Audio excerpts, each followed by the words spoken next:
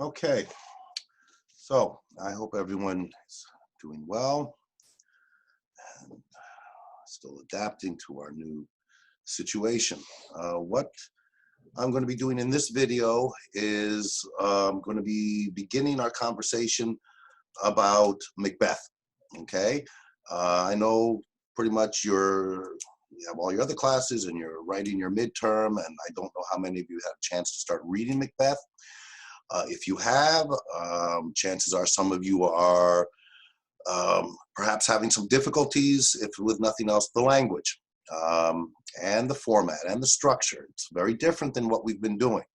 So in today's video, I'm going to be looking over, we're going to, as usual, starting with at the beginning with the first act and going over certain things in detail, mainly focusing in on the language. Okay.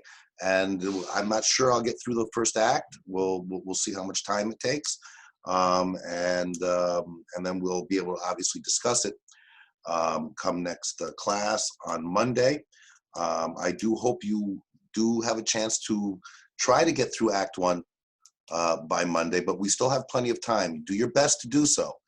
But again, we'll have plenty of time to get through this. And if you are having troubles, don't worry. Okay, I'm anticipating that because it is different, the language is different, the structure, etc. So we will be discussing it, and I will be doing these videos. We'll be addressing those particular issues. Before we start with that, though, I am going to be posting a few, I think 3 documents today, and I just want to quickly show you what they are. If I can find, yes. Okay, so this is going to be one of the ones. It's a PowerPoint that is going to be a brief history of the theater, because we're dealing with theater now. Okay, we're not dealing with short stories, so it's different. This is for you to look over at your leisure. Okay, it's a general history. It's culling together some other documents I had with a little help from a friend to put it in a PowerPoint, because you know I'm not good with PowerPoints. But you can look at this when you have a chance. Again, it's just a brief history of the theater. It's not specific to Shakespeare, but to give you an idea of the theater and a sense of what the theater is. And we're going to be talking about that. Okay, so this is one of the documents that will be posted today.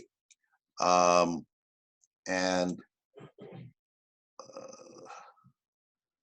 the other one will be dealing with sentence structure. Okay, so this one is review for the most part. We've talked a lot about sentence structure. I'm posting this one and the next one that I'm going to show you specifically because we're not in class, and you know how in class in the second half we were really concentrating on grammar and writing issues. So I want to post this, and at some point I'll probably go over this in greater detail. But again, we've covered it. I may do it in greater detail in the video, but sentence fragments, recognizing run-on sentencing. So a lot of this you will be familiar with, but it's good to remind you. And quite frankly, it's something that I would strongly recommend that you look at as you are doing your final revisions on your midterm, right? And you want to be sure you do those revisions and you do your proofreading, okay? So this will be, I think, helpful in recognizing and tightening up the writing for your midterm, okay? So this one, again, is on sentence structure, and there's a third one that is on figures of speech, okay? So this, and again, literal versus figurative. We've talked about this, okay? Again, you can go through this at your leisure, and again, I will try to do a video exclusively dealing with this in more detail as we move ahead and when we're getting closer to the final exam and the final essay that you'll be writing, okay? But take a look at it as well as with the other one, as you're doing your final revisions for your final draft, okay? I think you'll find it helpful. I hope you'll find it helpful. And I may modify it. I may do more of these types of PowerPoints. Again, the PowerPoints just take tremendous amount of time for me. I'm not accustomed to them. I'm accustomed to a blackboard, as you know. But I'm learning and trying to get more of these. So those will all be posted later today, along with this video where we're going to be dealing with Macbeth. Now, we are going to proceed in the same way, even though we're dealing with a different structure and format, a play as opposed to a short story. My methodology remains the same: close, detailed reading, looking for all the same things. Okay, but now you're not having a narrator, right, telling us a story. Now we have characters on a stage, and we are going to learn about the sequence of events, and we're going to learn about character development and all this through dialogue and monologues, right? We're learning it through speech as opposed to that narrator telling us in detail. So it's a very different way that we have to approach this text. But the foundational issues that we look for are the same. We're still looking for setting. We have to analyze the plot. We're looking at character development. What are the themes, etc. I will be doing another PowerPoint. I haven't had a chance yet on Macbeth, but I want us to get started into the reading. I'll try to have that PowerPoint put together, again, similar to the last PowerPoints I do, where I'll have a brief character analysis and point out some of the themes. But again, the best way is through the reading, and to get accustomed to the language and to the means by which a play unfolds. Okay, so when you're looking at this now, one of the things you have to be attentive to is there are acts, right? And there's 5 acts. After each act, there's a pause, right? And you want to be attentive to where those acts end and where the individual scenes end. All right, a play is written in large part to be performed, right? And keep in mind, with Shakespearean plays, they're very sparse in terms of stage directions and so on. It really is hinges on the dialogue, the words that are being spoken. And again, they are the spoken word. And they're performed on a stage. And in Shakespeare time, it was a very bare stage. It's not this elaborate stage with big screens and things like that, which requires us as students of a play and students of theater we have to be engaged in terms of our imagination to be able to see what's going on and to envision it and visualize it on the stage, even though the stage may be very sparse.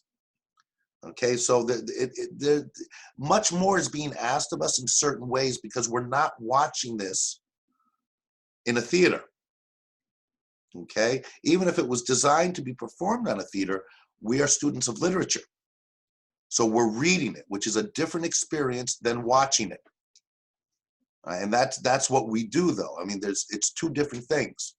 They're very much entwined together, but we have to be much more attentive to the specifics of the words that are used, the language that is used, and what few stage directions we have in order for us to do our analysis of it, as opposed to sitting back in a theater and watching it. We will watch some clips of performances of it, because a lot of that comes into how do you interpret the scene.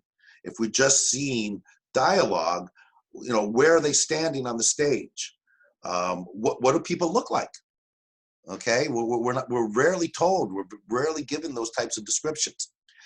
So we have to envision it ourselves, and how we do that is predicated on what they're saying to each other, how they're saying it, you'll see there's often what they call an aside, when the actor or the character is coming over to the side and basically talking to us where no one else on the stage can hear him or her.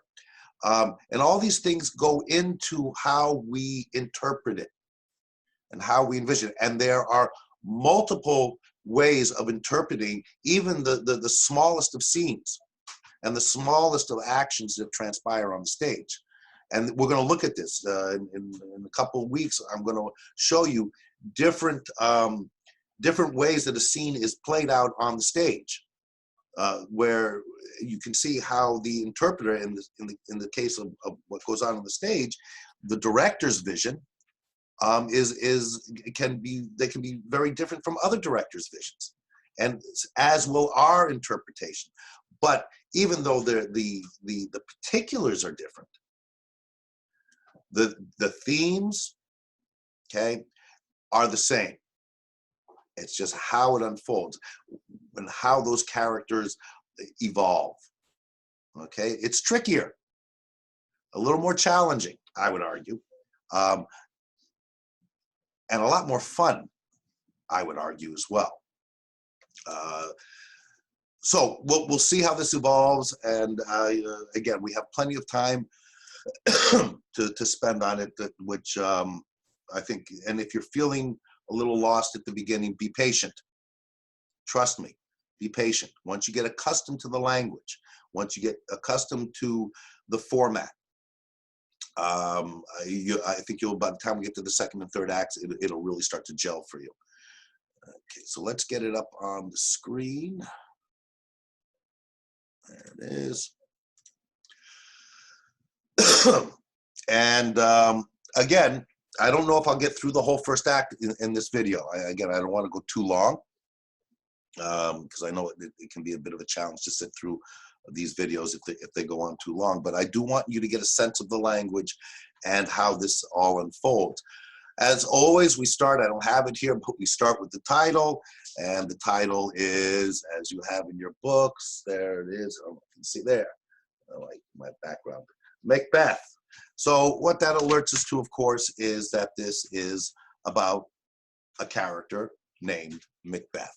That tells us we should anticipate that this story, the story that's going to unfold in this play, is about Macbeth. Macbeth is going to be our protagonist, and Macbeth is going to be the focus of attention.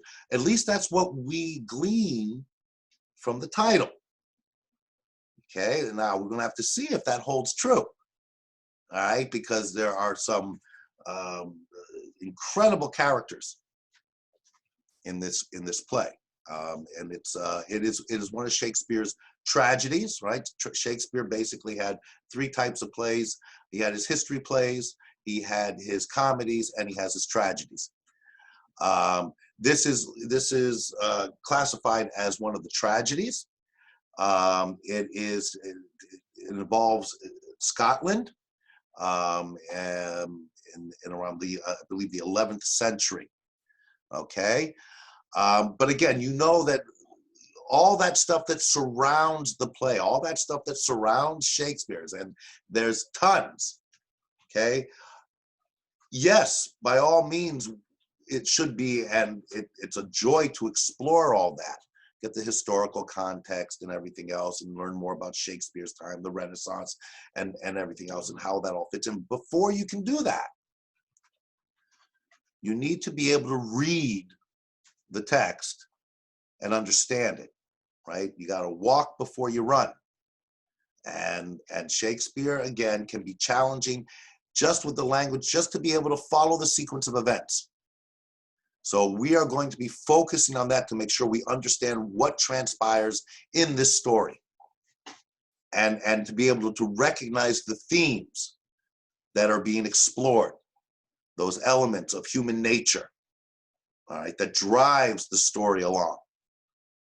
Okay, as we've done in the past, but now we're dealing with something that's a different format, and it's also much longer. And that's why we're spending the rest of the semester on this. When you're reading Shakespeare, and again, you have your books, and these Signet Classics are excellent. They have at the bottom of the page, If you haven't noticed yet, on the bottom of the page, they have the little glossary that help you with certain words that you might be unfamiliar with, because they were words that were more common back in Shakespeare's day, and this was written in the early 1600s. So use that. You are going to need a little extra time to get through this text. Take that time. We have that time. Okay. So the title's the first thing we look at. You'll find that you have this. You can't really see this here because it's all darkened out, but this is the dramatis persona. This is the list of characters. And I've read Macbeth I don't know how many times, but I'll still go back and to that page that lists the characters and their relationship to one to another, because there's a lot of characters that we're going to be introduced to, and we don't get lengthy descriptions of them. So often, feel free, come back to this page to remind yourself who's who. All right, I do it all the time. There's nothing wrong with that. It's necessary, I would argue. And when we first encounter it, we get a general sense of the characters. We have Duncan, who's King of Scotland, right? This is about Scotland.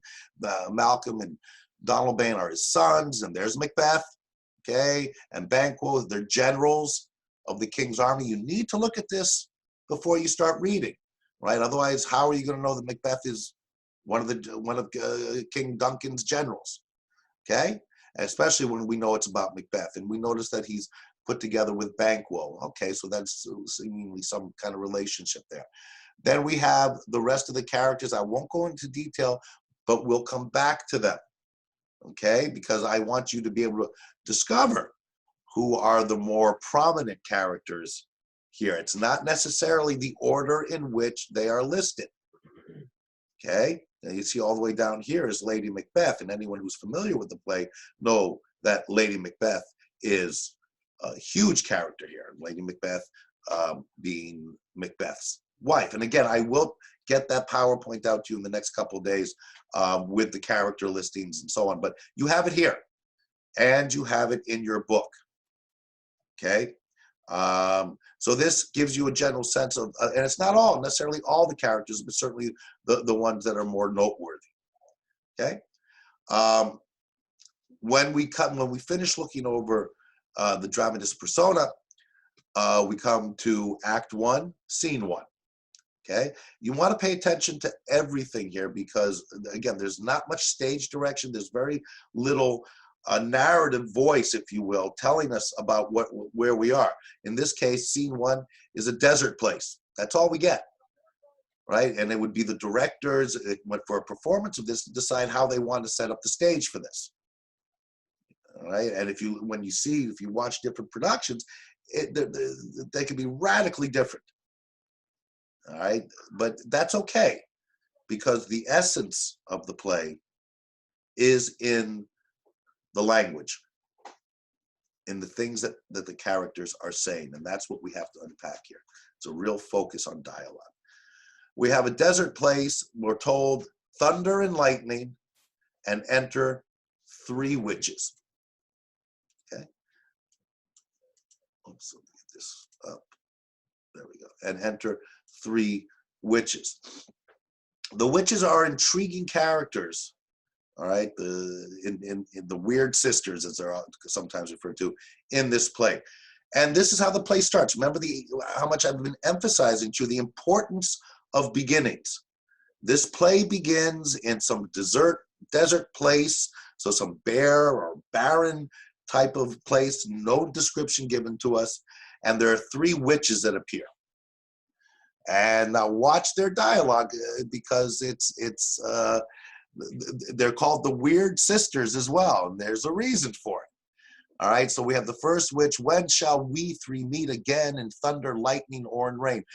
Note here as well, because we've always been looking at the setting, and we have thunder and lightning. Okay, and we have them saying, when will we meet again in thunder, lightning, or in rain? There's an association then with the witches with this particular kind of weather: thunder, lightning, storms. Okay, what are we to make of these witches? Well, we don't know yet. We're going to find out. Okay, and again, it's the evolution of the characters that becomes so rich in theater in general, and certainly with Shakespeare. When shall we three meet again? In thunder, lightning, or in rain? When the hurly-burly's done, when the battle's lost and won. Now, hurly-burly, it refers to, turmoil, chaotic, all right? And when the battle's lost and won, well, when we see battle, okay, so what, is there a war going on? Right? Certainly seems to suggest something along those lines. Okay, and they're going to meet again when the battle, but what battle are they talking about? We don't know. And what is the hurly-burly a direct reference to? Again, there's what it's introducing with the thunder and lightning, and this, they're referencing the hurly-burly. There's some chaos going on. Chaos in terms of the landscape, chaos in terms of what's going on in people's minds. It's setting the foundation for us, what we're going to encounter. That will be ere the set of sun, where the place upon the heath, there to meet with Macbeth. Okay, when will we meet again? We will meet on the heath to meet with Macbeth. I come Grey Malkin. Grey Malkin, we're going to encounter what Grey Malkin is later on. I think your edition has a reference. Grey Malkin, the witch's attendant spirit, a gray cat. And getting that out of the edition that you should have. Okay, so it's a cat that is the attendant to one of the witches, the first witch. Okay, is that significant? We'll find out. Okay, Paddock calls anon, and again, it's like a brief, like a prelude here. But it's important to realize it is these three bizarre characters, and note how they finish off all together saying, "Fair is foul and foul is fair. Hover through the fog and filthy air." Fair is foul and foul is fair. It's inversing things. Good is bad, bad is good. It's letting us know that things are going to be hard to determine what's really going on. Things are going to be tumultuous. There are going to be ruptures in the normalcy of what is considered normal at the time. Something is going to be disruptive. Fair is foul and foul is fair. It's a famous line from the play. Okay? And hover through the fog. We've talked about fog and filthy air. Okay? So again, it's conjuring up the imagery of a foggy landscape, filthy air, hurly-burly, battles involved, okay, chaos to some degree. And that sets us up as we get into the play proper. But this is how the play starts, all right? Note scene 2. You want to always be noticing the scene breaks, okay? They're significant. It's all part of the structure of a play. The different acts and the different scenes within the acts. And you want to be attentive to it because it brings us into a new scenario, okay, a new position. We have scene 2. This is a camp near Forres, which is a place in Scotland. And what we have, alarm within, it's horns blowing. All right, again, I think your book has it, your edition. There's so many different editions. Let me just check. Yeah, alarm within, trumpet call off stage. Importance of this when you're dealing with things you may not be familiar with. Okay. Enter Duncan, Malcolm, Donalbain, Lennox with attendants. Okay, attendants meeting a bleeding sergeant. Well, the first thing I do, and again, I'm going very slow here to get you into the feel of how to read this. First thing I'm going, who's Duncan? Who's Malcolm? Who's Donalbain? Who's Lennox? I looked at it, but I didn't really absorb it. So now I'm going to go back up here. Duncan is the king of Scotland. Who else is there? Malcolm and Donalbain. Malcolm and Donalbain are the king's sons. Now, who else is there? Lennox. Who's Lennox? You gotta look around. Is Lennox even mentioned here? Oh, there he is. There's Lennox. Lennox is one of the noblemen of Scotland. Okay, so what do we have here in this scene? We have the king with his sons and one of the noblemen of Scotland with attendants, and they're meeting a bleeding sergeant military, bleeding, he's wounded. And Duncan, who is king, and I think in your edition it says king instead of Duncan, so be attentive to that, because I couldn't find the reason that some of them are different is there are different versions that came out around Shakespeare's time from different folios, and some of them have it as king talking, and others have, yeah, yours has king. This is Duncan. Duncan is king. So keep that in mind, since I couldn't find this to be able to put up on the screen your particular version in the signet. Duncan says, "What bloody man is that? He can report as seemeth by his plight of the revolt, the new estate." The revolt. So there's some kind of revolt going on. He's a sergeant. He's bleeding. There's some kind of war going on, and what he means by the new estate. By his plight of the revolt, the new estate of the revolt, the latest information from the fighting, right? The king is in charge. Now this messenger, a sergeant who's bleeding, is come to give information about what's going on in the war or particular battle. Okay, again, unpacking it slowly, getting accustomed to the way this works as opposed to the short stories we've been looking at. Malcolm is one of his sons.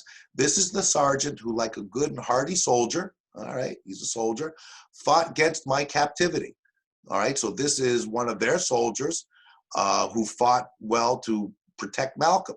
Hail, brave friend. Okay, so he's certainly part of this side. Say to the king the knowledge of the broil as thou didst leave it. Broil. Okay, that's battle. It's another way of saying battle. I'm not going to keep going back to your edition, which I would if we were in class, but we're doing it this way, so we're making the best of it. All right. So the broil is the battle as thou didst leave. What would tell us what was going on in the battle when you left it? The sergeant says, doubtful it stood. It didn't look good. As two spent swimmers that do cling together and choke their art. Right, so he's making an analogy here. All right, he's saying the battle is similar to two swimmers spent, they're exhausted, that do cling together, that do cling together and choke their abilities. So the battle has been very tough and been clearly going on a long time. They're spent. Again, I'm going into that detail to get you accustomed to that language. The merciless MacDonald, worthy to be a rebel. Okay, he's the rebel, he's the enemy. For to that the multiplying villainies of nature do swarm upon him, in case we had any doubt. Multiplying villainies of nature do swarm upon him. From the western isles of Kerns and Gallo glasses, it should be in your book. Those are soldiers, peasant soldiers.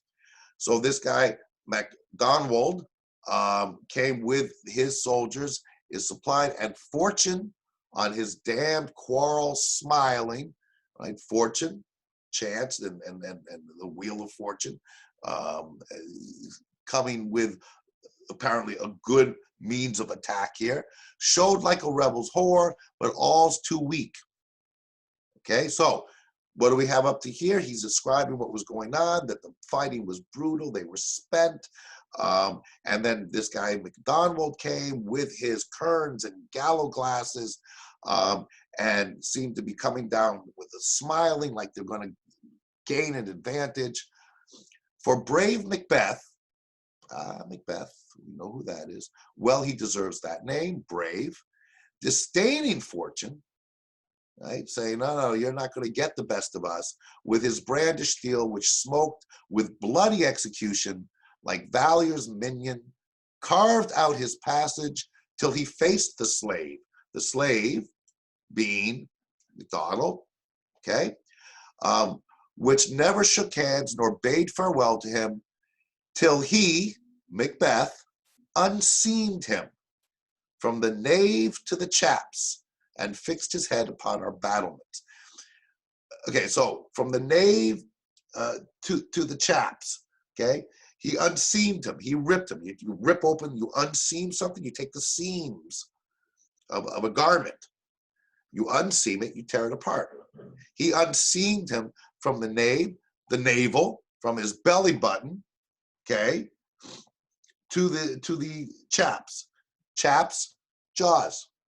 Okay, again, your book may have it. If not, basically, it's a very detailed description of what Macbeth did to him. He cut him open from the stomach right up to his jaw, and then cut off his head and put it upon our battlements. It's a vivid description used in the language of the time, in Shakespearean language, but it's also something that alerts us, as we saw with the witches, right, the weird sisters. It's very explicit, and it's very brutal, very bloody image that we're seeing here, and that's setting the tone. We're still at the very beginning here, and that's setting the tone that we should start anticipating. Well, we're going to have some high level brutality unfold in this play. Okay, and if you don't know the story of it, then you're going to find out. If you are familiar with Macbeth, you know. Okay, but something like this that is so detailed in its gruesomeness should be alerting you that this is what we're in store for. But Macbeth, brave Macbeth, okay, won the day by beating MacDonald. Sargent goes on, as once the sun gins his reflection, shipwrecking storms and direful thunders break. I'm going over this so you get accustomed to the language. By all means, I highly recommend to read it out loud. All right, it is written in a very poetic manner. I am not going to get into all the poetics involved here. That would be the next stage in the study of Shakespeare. Okay, at this point, it's a matter of getting accustomed to the language so that we can follow the action. Okay, so from that spring whence comfort seemed to come, spring, comfort comes from spring, discomfort swells. Mark, King of Scotland, mark. No sooner justice had with valor armed compelled these skipping kerns to trust their heels, but the Norwegian lord, surveying vantage, with furbished arms and new supplies of men, began a fresh assault. What's that all mean? Okay, so he tells how Macbeth won this round here. But just as what all this is saying, you can go over it again, but in general, what he's been saying, just as comfort seemed to be coming from this victory that Macbeth seemed to have, okay, no sooner than justice with the valor armed compelled these skipping kerns to trust their heels, but the Norwegian, because they're battling the Norwegians here, surveying advantage, seeing an opportunity, with furbished arms and new supplies of men, began a fresh assault. So Macbeth, the fight is tense. Two spent swimmers. Then MacDonald comes with his soldiers, launches like a flanking attack, or what? We're not given the details, but Macbeth holds the day, defeats MacDonald, looks good, and then they're attacked again. A fresh assault. Dismayed not this, our captains, Macbeth and Banquo, or referred to as captains, but they're generals. Captains being a term to talk about officers. Okay, so this must have really troubled Macbeth and Banquo, right? And who's Banquo? Remember, we come back up here, and Macbeth, Banquo, generals of the king's army. Okay. Sergeant says, yes, as sparrows, eagles, or the hare, the lion. Did this trouble Macbeth and Banquo? Yes, it did. The way that a sparrow is troubled by an eagle, or the way a hare, a rabbit, is troubled by a lion. If I say sooth, I must report they were as cannons overcharged with double cracks. So they redoubled strokes upon the foe, except they meant to bathe in reeking wounds or memorize another Golgotha, place where Jesus was crucified. I cannot tell, but I am faint. My gashes cry for help. I cannot tell. He left as this next round started. Okay, note the imagery. This Shakespeare is rich in imagery. I don't have time. We don't have time to, at this stage in any case, to go into every image that is brought forth.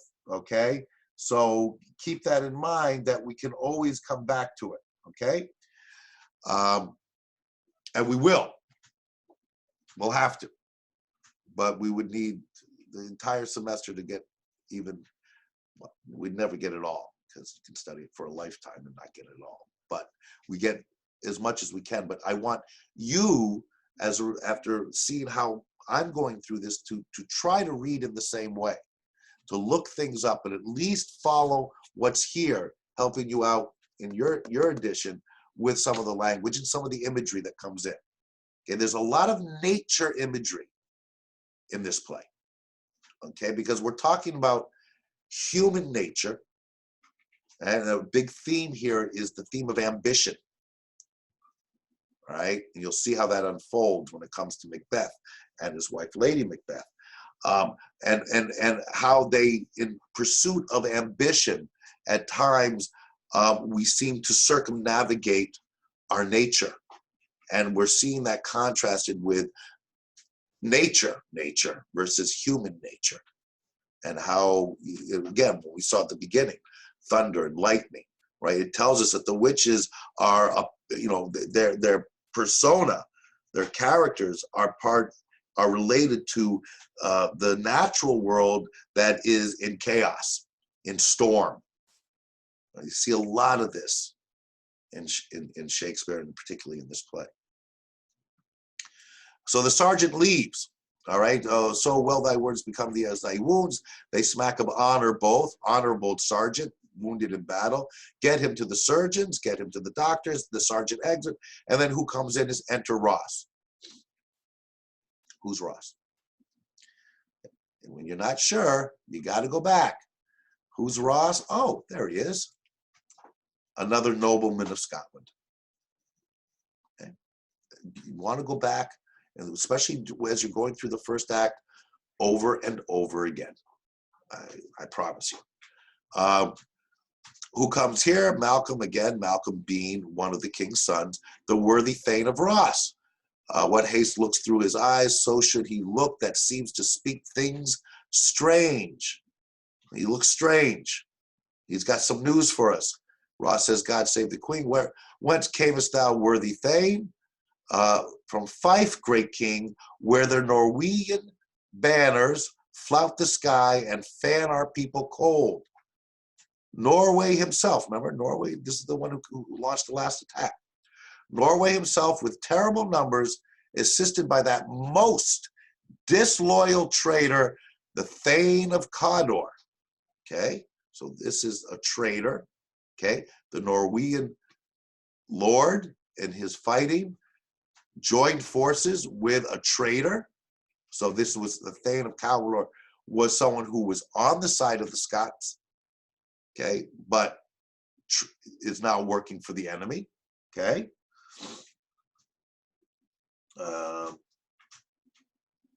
Sorry, just keeping track here.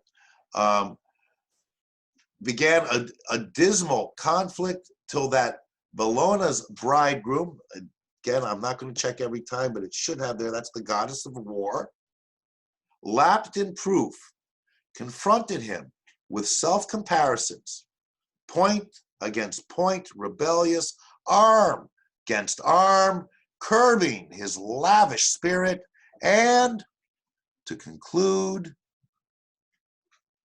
the victory fell on us. Okay? Different language. Okay?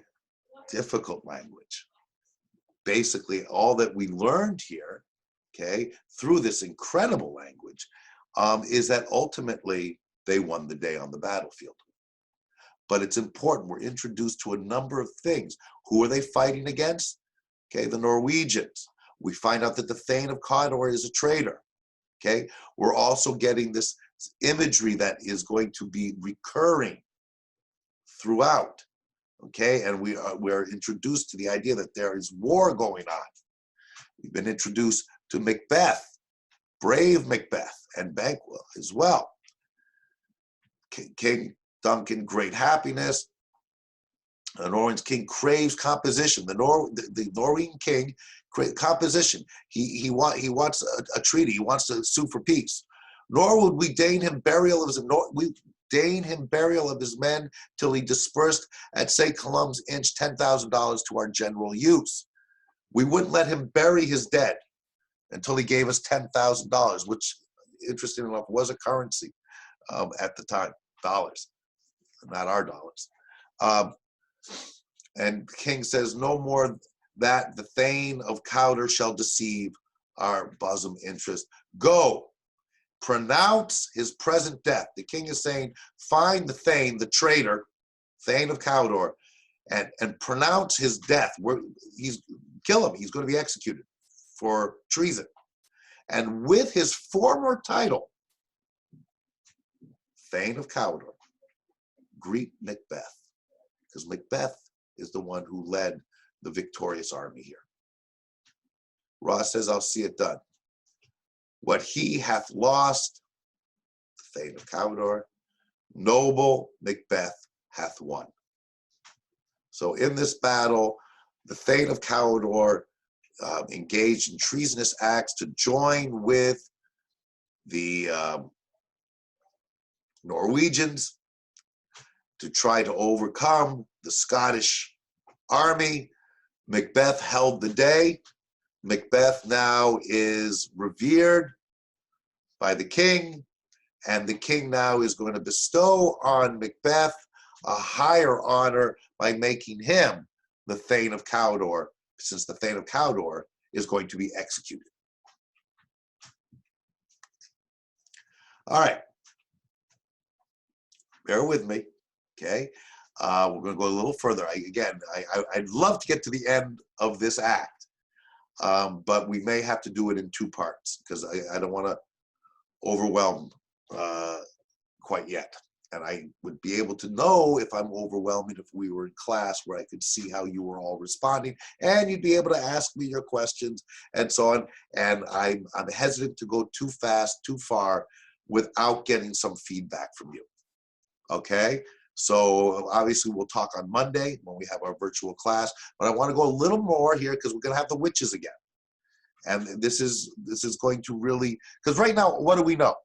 I mean, we've only covered 2 scenes, but what do we know? Well, Macbeth is a general. He won a great victory for the Scottish king. There was a traitor. Macbeth is going to be honored. He's going to be promoted. And that's about it. We have some imagery related to nature, and we understand the turmoil, the hurly-burly that's going on. But again, it's only been 2 scenes. But it's laying the foundation. And we need at least a couple more scenes to really get the plot rolling, where we're going to see, so what? What's coming? So we come back, scene 3, with the witches. Thunder again with the witches, always associated with storm, which tells us a bit about them. First witch, and this is telling here a bit. First witch says, where hast thou been, sister? Second witch, killing swine. Where have you been, witch? I've been out killing pigs. Third witch says, where thou? First witch responds, a sailor's wife had chestnuts in her lap. and munched and munched and munched. Give me, quoth I. Aroint thee, witch, the rump-fed Roinion cries. Her husband's to Aleppo, gone, master of the tiger. But in a sieve I'll thither sail, and like a rat without a tail, I'll do, and I'll do. I'll give thee a wind, thou kind, third witch, and I another. What we're getting here now, we got a taste of this at the beginning with the witches. They're a little weird, okay? She's recounting, where have you guys been? One of them's been out there killing pigs. The other one's telling a story about he met a sailor's wife who had chestnuts in her lap, and she was eating them, and give me some. You know, they look good, those chestnuts. And this sailor's wife said, no, get lost. I'm not giving you any of these. Okay? And then she continues the story here after these first, and we're going to look. I will get some clips of the witches in Macbeth. They're played many different ways. But she finishes her, I myself have all the other, and the very ports they blow, all the quarters that they know, I the shipman card, I will drain him dry as hay. Sleep shall neither night nor day hang upon his penthouse lid. What is a penthouse lid? It's eyelid. Pent leads over. He shall live a man forbid. Note the rhyming. This is poetry. Okay, and again, I don't want to get too much into the poetic qualities here. We will talk about them in time. But again, this is part of the language that Shakespeare employs. All right, and we have to take that into account. Sorry, I'm just trying to keep track here with the version that I'm most accustomed with. So penthouse is the eyelid. He shall live a man forbid, wearisome night, 9 times 9 shall he dwindle, peak and pine. Though his bark cannot be lost, yet it shall be tempest tossed. Look what I have. Show me, show me. Here I have a pilot's thumb, wrecked as homeward he did come. Huh? What? Certainly my first time reading it, I was like, what is going on here? What's going on? And again, I will be finding clips of this scene in particular.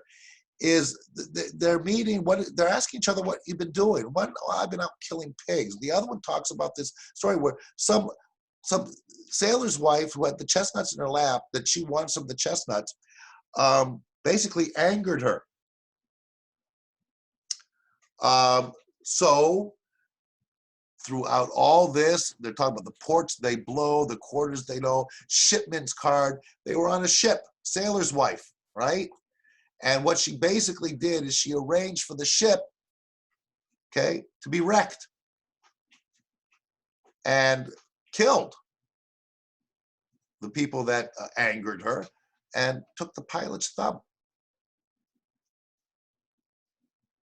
So we have 3 very strange, almost surreal type of characters who seem to have a lifestyle, these witches, of just causing chaos, getting what they want, doing what one's out there killing pigs, and the other one is seeking revenge, for not a major issue, where she wrecks a ship, kills all aboard, and cuts off a guy's thumb. As if this is their pleasure. This is, this is how they live. Just doing these, I don't know if we could call it evil at this point, but doing these really disruptive things. Remember, they're always associated with the lightning and the thunder. They're disruptors. But remember, they're here to meet with Macbeth. Drum within. A drum, Macbeth doth come. And all of them together. The weird sisters, that's them referring to themselves, hand in hand, posters of the sea and land, thus do go about, thrice to thine, and thrice to mine, and thrice again to make up nine. Peace, the charms wound up. Well, again, what strikes there, I think, is the charms wound up. The spell, the charm is a type of spell. Whether it's a literal spell, they are witches, or whether it's a manipulative type of spell that they are now going to cast. But it sets us up. The charms wound up, the charms ready to go. We've been waiting for Macbeth, right? We have fun disrupting people's lives, right? Killing pigs. Oh, here comes Macbeth. That's right. We have something that we want to do to Macbeth and Banquo for that matter. And here they're saying, we're ready to go. Enter Macbeth and Banquo. Macbeth first says, right, they don't see him yet, so foul and fair a day I have not seen. Is that familiar? So foul and fair a day? Wait a minute, I heard that before. Didn't I hear that before? Oh yes, very opening scene. At the end of that scene, the witches go, fair is foul and foul is fair. Here we have Macbeth. So foul and fair a day I have not seen. Again, contradict. How can it be foul and fair? All right, it's these contradictions. Up is down, down is up. What's going on? And this, he's saying this as they are approaching where the weird sisters are. And Banquo says, how far it's called to Forez. What are these? He sees the witches, so withered and so wild in their attire that look not like the inhabitants of the earth. They don't look earthly. They don't look like humans. And yet are on it, and yet are on the earth. Live you? Are you living things, or are you aught that man may question? You seem to understand me. By each at once her chappy fingers laying upon her skinny lips. You should be women, and yet your beards forbid me to interpret that you are so. So we're finding out, which we didn't find out at the beginning, but now they have beards. They're witches, they're women, they look like women, except they have beards. They are anomalies. They are something, and what he's saying here, are you part of Earth? Are you human? What are you? We don't know, right? There's something seemingly supernatural about them, and something unsavory about them, given how they pass their time, which we just found out, given that they're always associated with thunder and lightning and storms. Macbeth says, speak if you can. What are you? All hail Macbeth, hail to thee, Thane of Glamis. Now, Thane of Glamis is what Macbeth is. Remember, we saw that the Thane of Cawdor was a traitor. He's, again, part of the military elite of the Scottish army. Macbeth is Thane of Glamis. So they greet him, the witches. First witch says, all hail Macbeth, hail to thee, Thane of Glamis. Second witch says, all hail Macbeth, hail to thee, Thane of Cawdor. Now remember, Macbeth doesn't know that he's going to be made Thane of Cawdor at this point. We know, because we heard the king say that he's going to have the present Thane of Cawdor executed, and he's going to bestow that title onto Macbeth. Second witch already knows this. Hail to thee, Thane of Cawdor. Third witch, all hail Macbeth, thou shalt be king hereafter. Okay, this is the moment where we start seeing where the story is going to go. So the witches see Macbeth. They greet him by his present title. The second one greets him by what is actually his present title, but he doesn't know it yet because it hasn't been officially bestowed upon him. And the third one is saying, and all hail Macbeth, who will be king.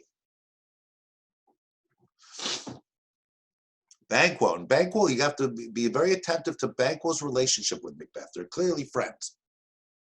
Okay? And you want to be attentive to how their friendship evolves and how both of their characters evolve. Right? That's why I want to get through this scene, and then we'll probably stop because I think we've already gone 45 minutes or something like that. And this will take us to the hour. And I try to keep these to no more than an hour. And I'll do another one, obviously, to finish up with Act 1. Banquo says, "Good sir, why do you start and seem to fear things that do sound so fair?" He's reacting. This is, again, one of the things we have to get accustomed to by not having that narrator. "Good sir, why do you start?" That's telling us that what we would have a narrator say to us, Macbeth was startled and drew back after hearing what the witches said. But we don't have that narration. We know that, though, because Banquo says, "Good sir, why do you start?" Startled.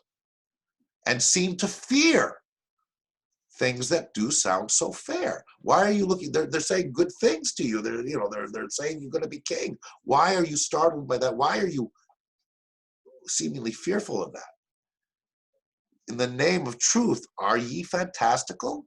Or that indeed which outwardly you show? My noble partner, you greet with present grace and great prediction of noble having and of royal hope, that he seems rapt withal." Banquo is describing how Macbeth is reacting. I mean, there is one hand, yes, you're going to be startled. There's 3 witches are here and whatnot, but you have to be very attentive, because the only way we know, I mean, if we're seeing it on stage, the director is going to be reading this and he's going to stage this on stage so we can see Macbeth doing the things that Banquo is describing, but we don't have the stage here. We have to figure that out through the language ourselves. In a sense, we're playing the role of a kind of director. We have to unpack this to understand how the action is unfolding on the stage. He says to the one, "To me you speak not. If you can look into the seeds of time," right? If you can see the future and say which grain will grow and which will not, right? Because you just predicted the future for Macbeth. "Speak then to me, who neither beg nor fear your favors nor your hate."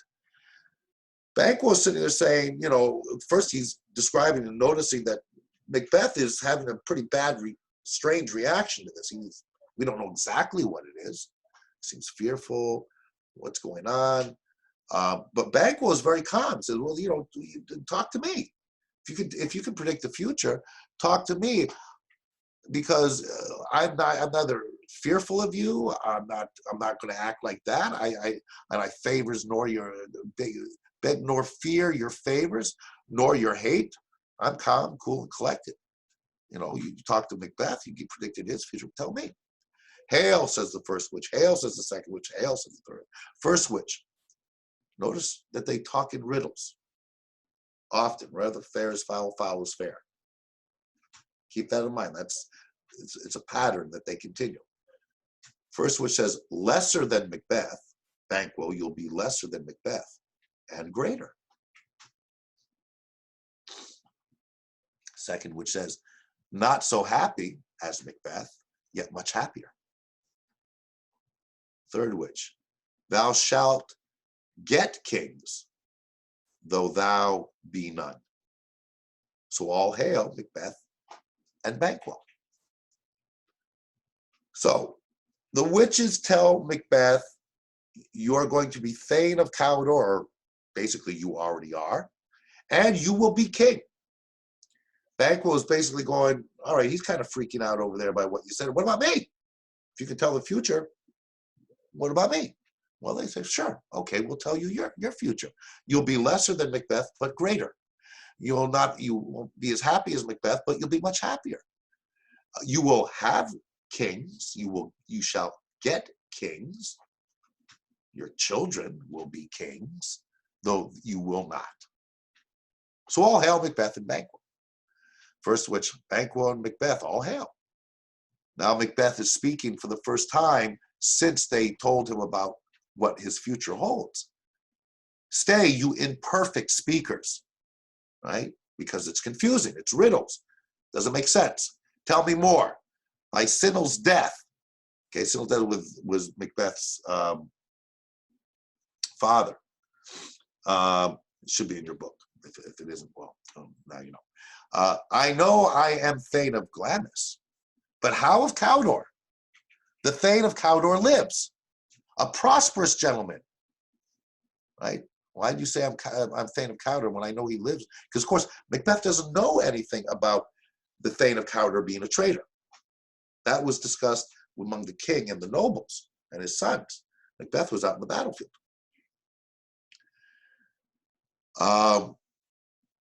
A prosperous gentleman. I have no reason to suspect there's anything wrong with the Thane of Cawdor. And to be king stands not within the prospect of belief. How can you say I'm going to be king? How's that possible? No more than to be Cawdor. It's impossible that I could be Thane of Cawdor, and it's impossible that I could be king. Say from whence you owe this strange intelligence. How do you know this? Or why upon this blasted heath, which tells us about the setting, this blasted heath where they are, okay, it's like a wasteland. Thunder, lightning, okay? Upon this blasted heath, you stop our way with such prophetic greetings. Speak, I charge you, right? So he recovers from his initial, what? And now he is a general, right? Okay, why are you saying these crazy things? You stop us here on this blasted heath. Speak.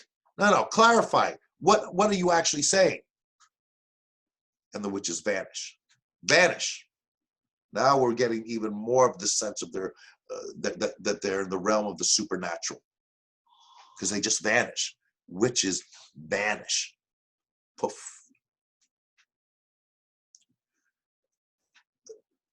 Imagine Banquo and Macbeth going, what? Right? What's going on here?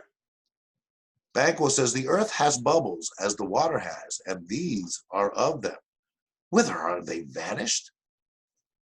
The earth has bubbles as the waters has, and these are of them. But what happened here, is he's saying. Whither are they vanished? Macbeth, into the air. And what seemed corporal, which seemed like flesh and blood, melted as breath into the wind. Okay, so that's freaky enough as it is. But no, Macbeth goes, would they have stayed? Banquo, were such things here as we do speak about? Did this actually happen? Or have we eaten on some insane root that takes the reason prisoner? Okay, did we just see what we saw? Or did we eat some hallucinogenic mushrooms or something here? Because this is real weird.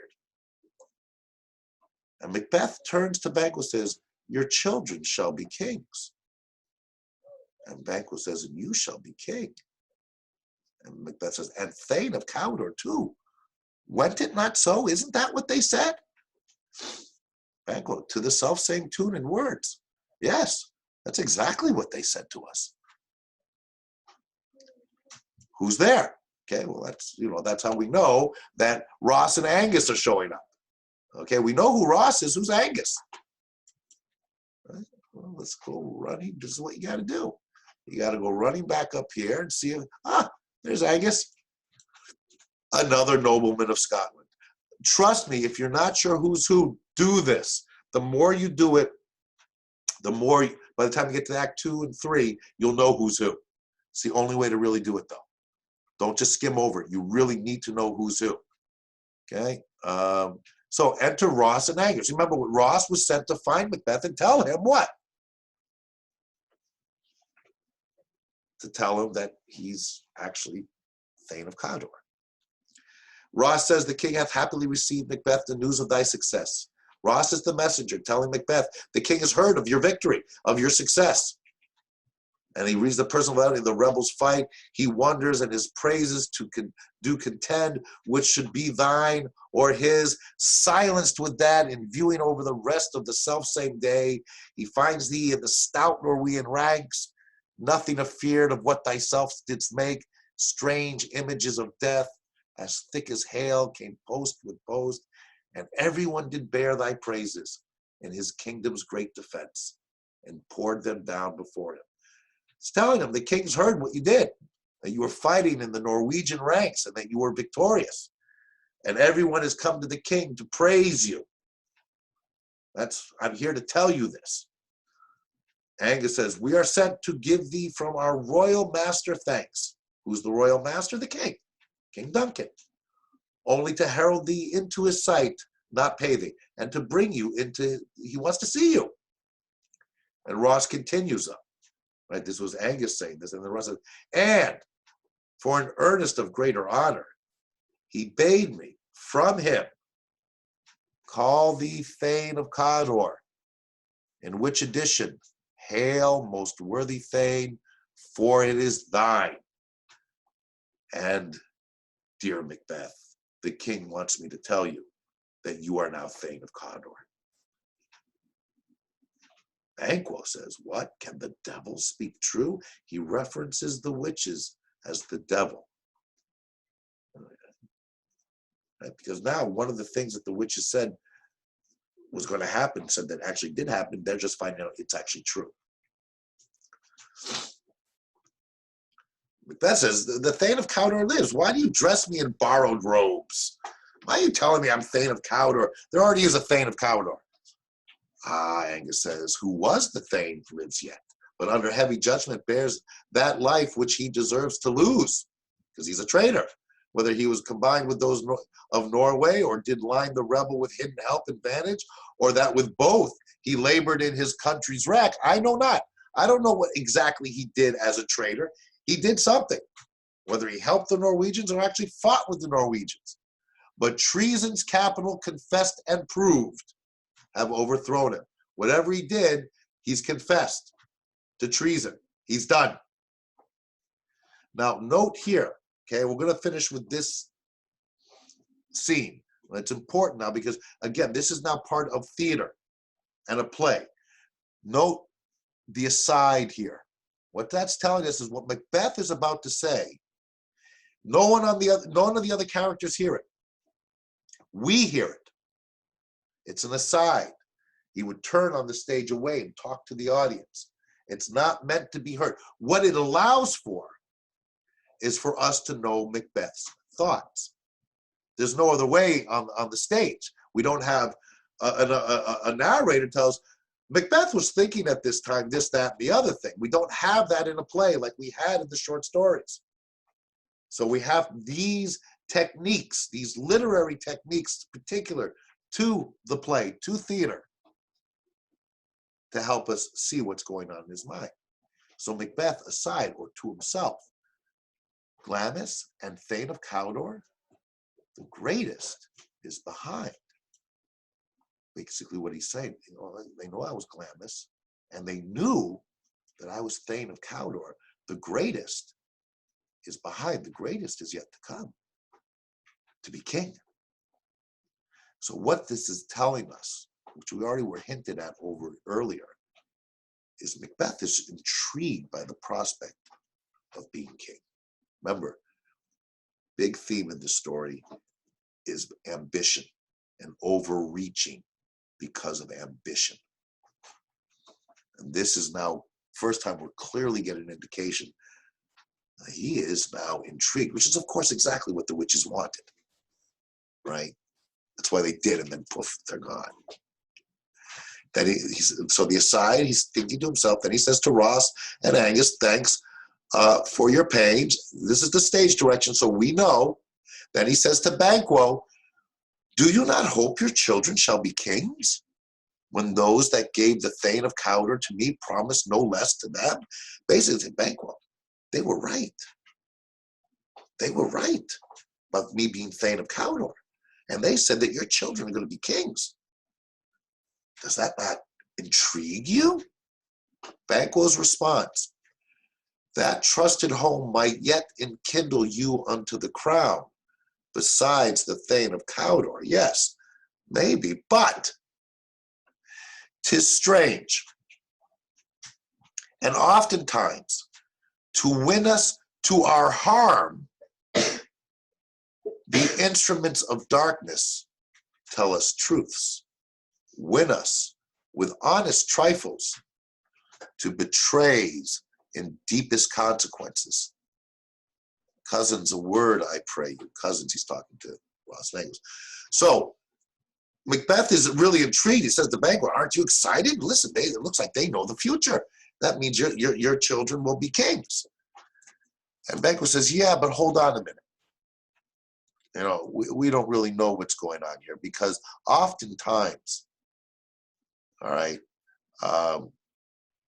bad people, instruments of darkness, will lead us on, right? Will tell us certain truths to set us up for something really bad. We don't know. And by the way, you can imagine he's thinking those, you know, they're witches and they're supernatural. I don't know if I trust them yet, but Macbeth is, ooh, I like this, right? We see it here. Again, the aside. Two truths are told as happy prologues to the swelling act of the imperial theme. This is the aside to himself. Two truths are told. Okay. Thane of Cawdor. They knew I was already a Thane, but now they said the Thane of Cawdor. So they know two things as happy prologues. Right? A prologue is what comes earlier. Happy prologues to my becoming perhaps king. Again, emphasizing his intrigue and excitement at the prospect. He says to them, I thank you, gentlemen, and then back again to aside, so we get his thoughts. Cannot be ill, cannot be good. Right now, here again, we're going to see an affiliation with the way Macbeth thinks with some of the ways that we heard, language and thoughts that we had from the witches. Cannot be ill, cannot be good. What's what here? Foul is fair, fair is foul, cannot be ill, cannot be good. If ill, why hath it given me earnest of success? Commencing in a truth. I am Thane of Cawdor. If good, why do I yield to that suggestion, whose hard image doth unfix my hair, and make my seated heart knock at my ribs against the use of nature? Why am I, you remember how Banquo was describing him? Why am I agitated like this, if it's good? If these are good news about the future, why am I feeling, my heart knock against my ribs like this, against the use of nature, against its normal pattern, its natural pattern, okay? Present fears are less than horrible imaginings. My thought, whose murder yet is but fantastical, shakes so my single state of man that function is smothered in sunrise, and nothing is but what is not. He's utterly confused. He's trying to figure this out. He's anxious, and yet he's buoyant with the prospect of the possible fulfillment of ambitions. He doesn't know what to make of it. Okay, he is torn, right? Cannot be ill, cannot be good. Nothing is but what is not. Okay, again, all these, up is down, down is up, it's chaos, it's thunder and lightning, it's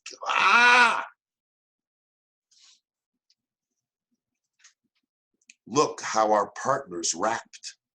It's Banquo talking to the other two, because Macbeth has stolen his aside. If chance will have me king, why chance may crown me without my stir. He's speculating. If chance, fortune, the future, will have me king, then chance, fortune may crown me without my stir, without me having to do anything. Right? He says, how can I become king? What would I have to do to become king? Well, maybe, maybe it'll just happen to me.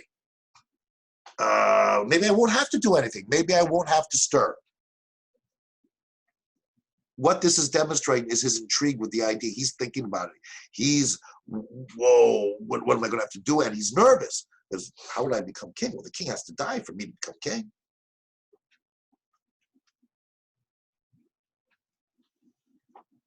New horrors come upon him, like our strange garments, cleave not to their mold, but with the aid of use. And again, with the aside, come what come may. Time and the hour runs through the roughest day.